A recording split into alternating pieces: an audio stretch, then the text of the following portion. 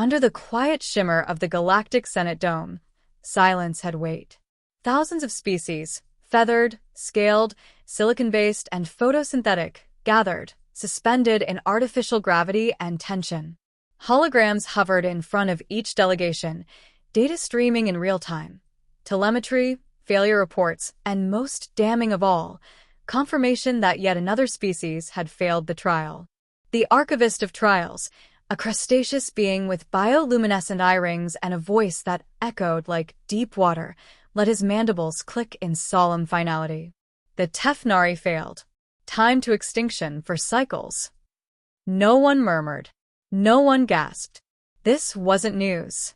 The Tefnari were the 312th species to fail. The outcome was practically ritual now. The trial had been established over 8 millennia ago. A test of maturity, wisdom, and restraint. Once a species reached interstellar capability, the trial began.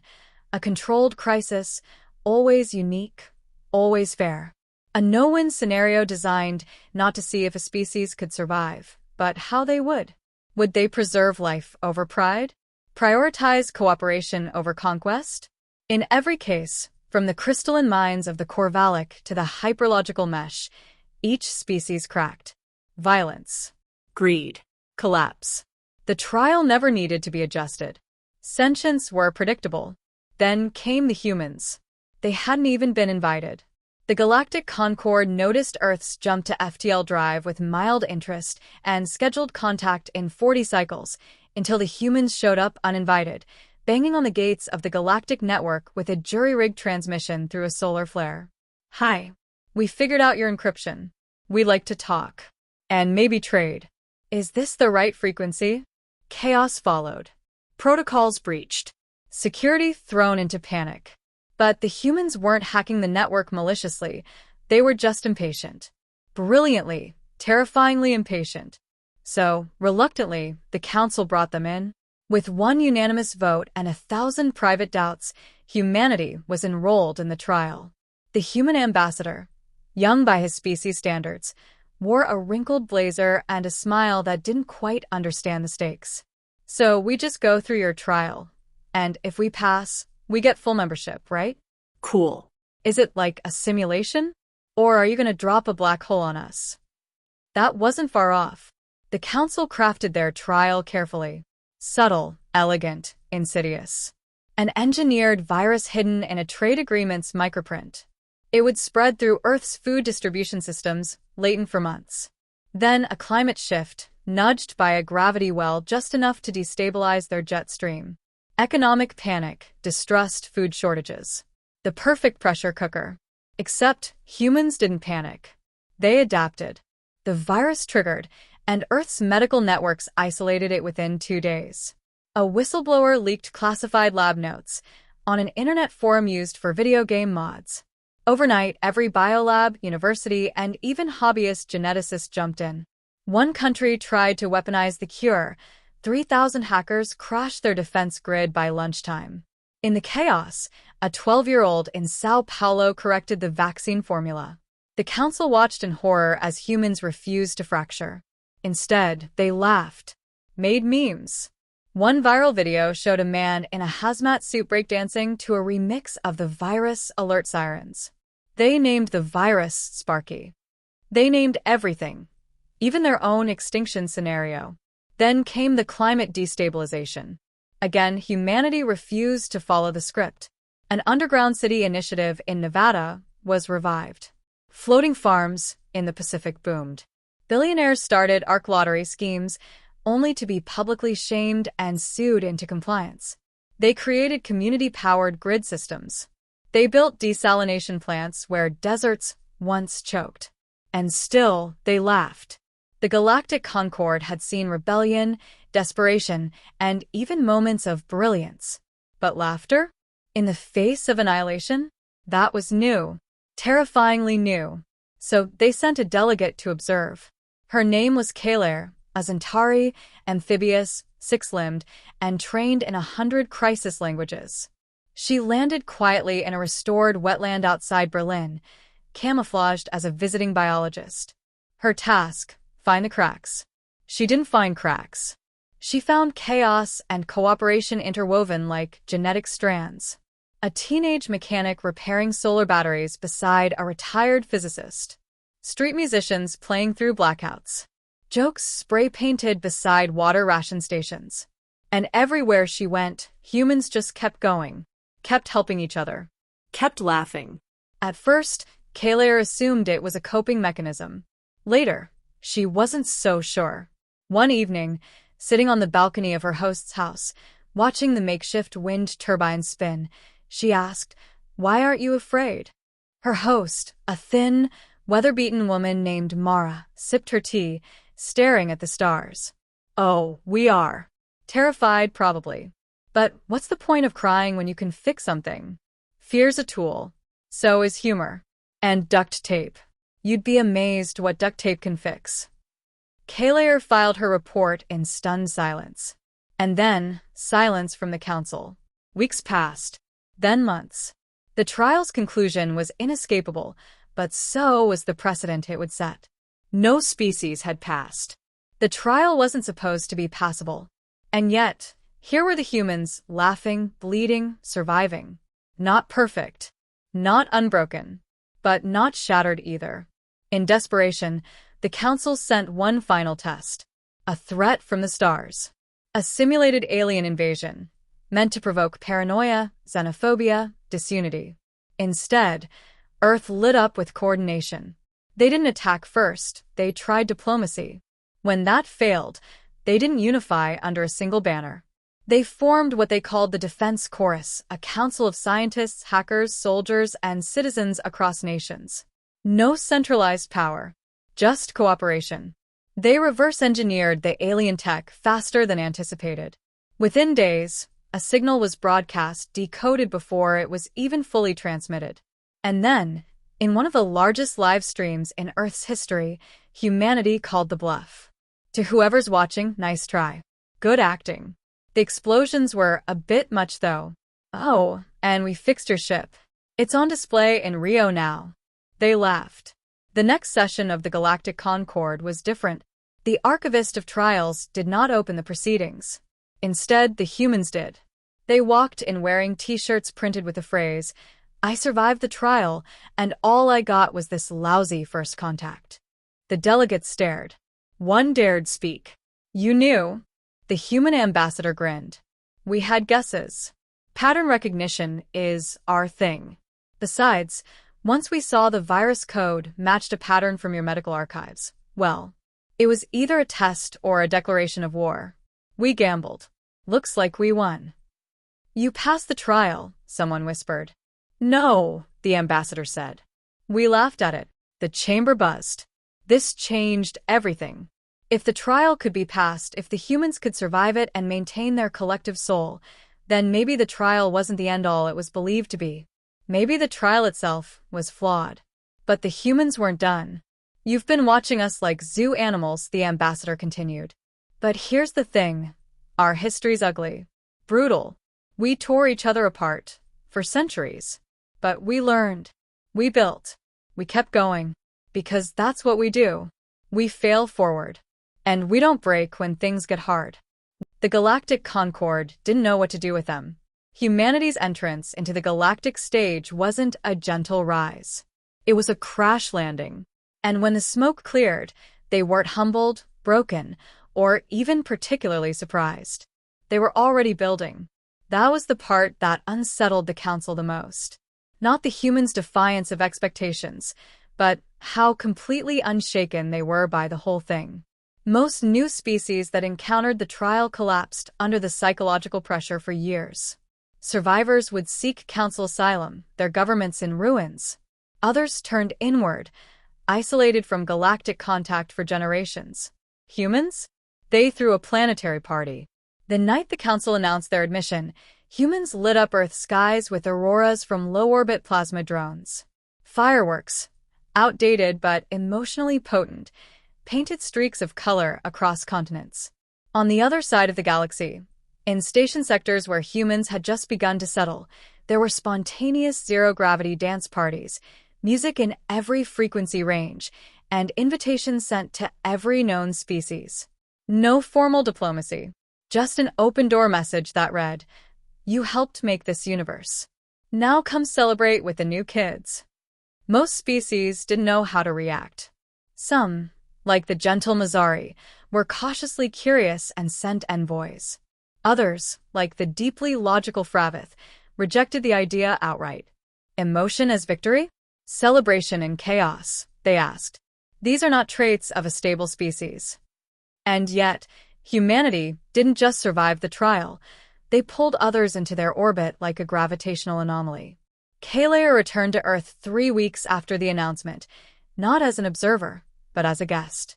She found herself in a repurposed underwater research base off the coast of Iceland, surrounded by humans and a half-dozen alien guests. The base had been converted into a cultural exchange hub, which, in typical human fashion, meant food, debates, experimental music, and far too much caffeine. A large sign over the entrance read, "We tried diplomacy. Now we try dinner." It wasn't a threat. It was a joke. Humans made jokes about everything, even extinction. At first, Kalea had found this disturbing. Now it fascinated her. How do they wield humor like a shield, a torch, and a scalpel, sometimes all at once? She sat across from a small group, a retired Nigerian engineer, a Martian-born biologist, and a Zothari singer whose language used bioluminescence instead of sound. They were arguing about the ethics of planetary terraforming, with jokes. Heated debate and bursts of laughter mixed like currents in water. No one left angry. No one demanded silence. Everyone seemed more focused on understanding than winning. Kalea had never seen this dynamic in any other species. Later that evening, she approached the human biologist, a woman named Dr. Nyla Kim. "You treat conflict like a form of communication," Kalea said, even joyfully. Nyla smiled over her mug of seaweed tea. "That's because it is. Conflict isn't always destruction. Sometimes it's growth. Sometimes it's the only way to learn where someone else's edges are." Kalea tilted her head. But the trial was a test designed to push species to their edge. Nyla shrugged. "Yeah, and we pushed back. Didn't always look pretty. But we never stopped helping each other. That's what mattered, right?" Kalea didn't respond immediately. Because Nyla was right. The trial wasn't about perfection. It was about pressure. Humanity hadn't solved the trial. They'd endured it together. They hadn't conquered the scenario. They'd refused to let it tear them apart. But more than that, they'd laughed through it. The laughter was what lingered. In council chambers, it became a matter of debate. Should the trial be restructured? Abolished? Evolved? A faction of younger species, those who had failed and barely recovered, rallied behind the humans, demanding reforms. Others, particularly the elder civilizations, resisted. Humanity's response was anomalous. The archivist of trials declared in a council-wide address, "An outlier. An edge case. They should not be the standard." To which the human ambassador replied, in full view of every species broadcast, "We weren't trying to be the standard. We were just being ourselves." Maybe that's the point. Suddenly, the galaxy was full of uncomfortable questions. What if the trial wasn't the ultimate measure of maturity? What if survival didn't require the abandonment of self, but the amplification of it? What if humor, culture, and chaos were not weaknesses, but adaptive traits? Humanity didn't wait for answers. They began initiating what they called reverse diplomacy programs. Instead of waiting for alien species to come to Earth, they went out. Not to lecture, not to colonize, but to connect. One expedition arrived on a scarred moon in the Arvik system, where the local species had failed the trial generations ago. Their society had regressed, afraid to touch advanced technology again. The human envoy didn't bring weapons or offers of salvation. They brought an outdoor film projector. The first thing the Arviks saw from Earth was a silent black-and-white film about a man chasing a hat in the wind. They laughed. And from that laughter, a spark relit. Across the stars, humanity planted strange seeds.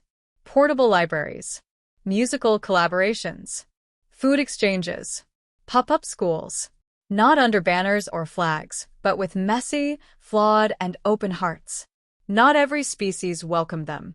Some still distrusted the chaos that surrounded humans. But others, those who had been broken by the trial, saw in humanity not just a partner, but a mirror of who they could have been and still might become. Kalair eventually resigned her observer's badge. She accepted a role in the new Interstellar Collaboration Forum, something the humans co-founded, jokingly nicknamed the Fix-It Club. Its mission was simple: heal what the trial broke. In one of their first sessions, a nervous ambassador from the Lithari, whose civilization had fractured after failing their trial, asked a question that echoed across the galaxy.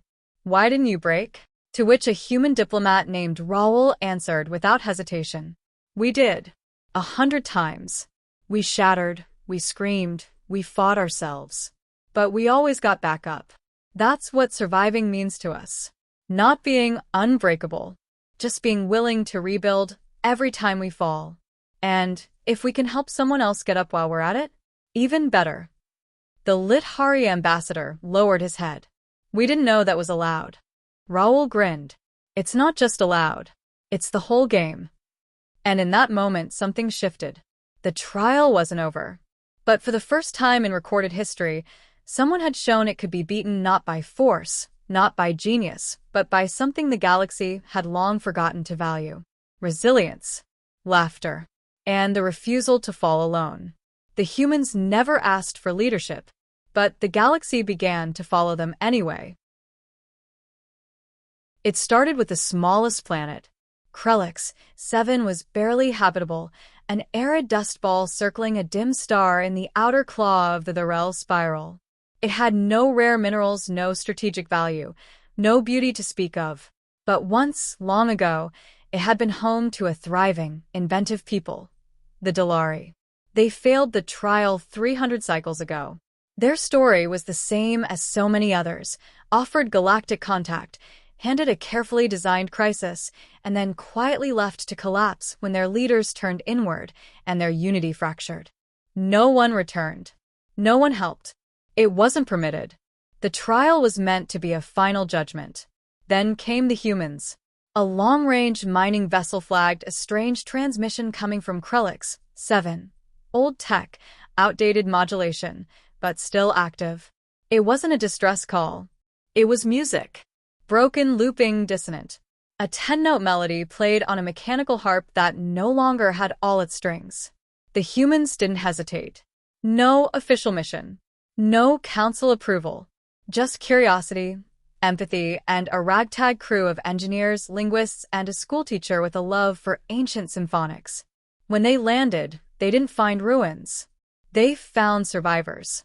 A city half buried in sand. Children playing among broken solar towers. Adults with sunburned skin and calloused hands, rebuilding with plastic panels and salvaged steel. No war. No tyranny. Just quiet endurance. The Dalari hadn't given up. They'd simply been forgotten. When the humans entered the city, they brought gifts, water filters, translation pads, and most of all, stories. One of them, a wiry geologist named Bree, told tales of Earth's own near collapses: the Great Pacific Garbage Patch that was turned into a floating microfarm colony, the sky collapse of Mumbai that led to vertical city stacks, the energy riots that birthed the global grid. "These," she said, sitting beside the Dalari elders, "are the stories we tell not because we're proud, but because we survived. And because we want to help others survive too." The Dalari didn't believe them at first. Help without strings? Assistance without a price? But the humans never asked for anything, except maybe some of that weird fermented cactus juice the Dalari brewed. 3 months later, the council discovered what had happened. There were arguments, heated debates, accusations of protocol breaches. "They interfered with a trial site," cried one elder race. "They disrupted the natural development arc of a failing species." To which the humans replied, "You let them rot for 3 centuries. We brought them water. Maybe you should ask why you're defending the rot." It should have sparked a crisis. Instead, it sparked a movement. Within 2 cycles, other failed worlds were reporting mysterious visitors, humans in patched ships, offering first aid kits, philosophy texts, garden seeds, and music libraries. Not missionaries. Not conquerors. Just helpers. The Akathi, who had once turned their trial into an endless civil war, found their first intertribal peace summit mediated by two human poets and a sociologist with a love for cooking. The summit took place around a communal fire pit and lasted 6 days. No treaties were signed, but no one left angry. The humans didn't just mend broken civilizations, they brought a new idea with them. They called it post-trial culture. A belief that failing the trial wasn't the end. That the test itself didn't define a species. What came after did. Did they wallow in despair? Or rise, scarred but wiser? The humans encouraged the second. They shared their mistakes openly. Earth's violent past was no secret. They talked about genocide, war, slavery, colonialism, misinformation, and ecological devastation. But they didn't hide it. They taught it, studied it, made it into stories and films. Not to glorify, but to remember and to never repeat. They were honest in ways the galaxy hadn't seen before. Vulnerable, even. And in that vulnerability, they built bridges. A new platform emerged, the Archive of the Broken. A galactic open-source repository, hosted on human servers but accessible to all. It was a place for species to tell their unfiltered truths. Not the proud histories of empires, but the stories of survival, of shame, of lessons learned too late. Within a year, it became the most visited database in the Spiral Arm. The Council could no longer deny it. Humanity had changed the game. And with that, a new debate ignited. What was the trial now? Was it still relevant? Ethical? Could it be adapted to fit a new galactic philosophy, one of healing, not judgment? The elder races resisted. For them, the trial was sacred.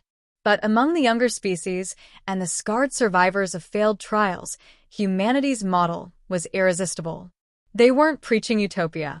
They weren't perfect. But they tried. That was the difference. On one council broadcast, a Zarn diplomat, once a rigid enforcer of trial purity, asked a human philosopher named Dev Rajan, "What gives you the right to interfere? To fix things you didn't break?" Dev leaned forward, resting his arms on the table. "Nothing gives us the right. That's why we ask first. But if someone's bleeding in front of you, do you really need permission to hand them a bandage?" Silence. Dev continued. "The trial asks, what does a species do under pressure? We ask, what do they do when the pressure breaks them? Do they rebuild alone? Or do we help them stand?" It was, many would later say, the moment the council finally broke. Not because of anger, because of the quiet realization that they'd made themselves arbiters of survival when they should have been companions. A vote was scheduled, unprecedented. Not to abolish the trial, but to redefine it. Instead of a final test, it would become a benchmark, an opportunity for growth, followed by support. No longer would species be cast aside. Instead, they would be guided, mentored, and invited to share their recovery. Humanity wasn't crowned for this change. No awards, no titles, just nods, respect. A quiet reshaping of galactic philosophy in their image. Because the humans didn't want to rule the stars. They wanted to walk among them and make sure no one was walking alone. Kalair stood beside Dev and Nyla on the day the vote passed. The chamber was buzzing with cautious hope. "They did it," she whispered. Dev smiled. "We did it. Together." Later that night, as fireworks burst in orbit over Krelix 7, a small message was broadcast on every frequency known to the Concord. It was a child's voice. "Hi, I'm Tella. I live on a planet that used to be forgotten. But then some weird people came. They brought music and stories. They said we weren't broken, just unfinished. I think they were right. Humanity didn't conquer the stars. They made them kinder.